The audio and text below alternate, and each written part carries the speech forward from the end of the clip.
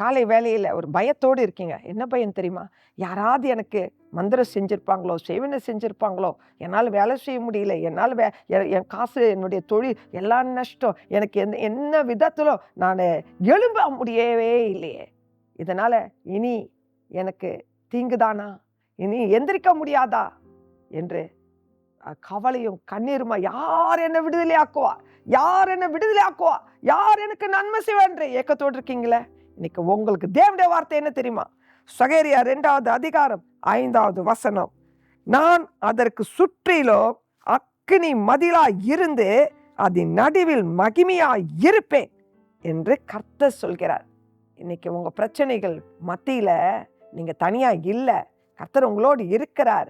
Shadrach, Meshach, ஆபேத் நேகோவோடு ஆண்டவர் இருந்தார். இந்த அக்கினியில அவங்க வெந்து போகல.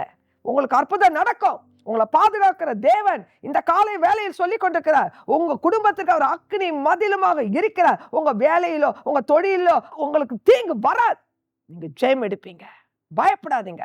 கர்த்தரை நீங்க மகிமைப்படுத்த போறீங்க. தேவாதி தேவன் அந்த காரியத்தில் மகிமையான காரியங்களை வாழ்க்கையில் செய்வார். உங்க இருதயம் கலங்காது இருப்பதாக.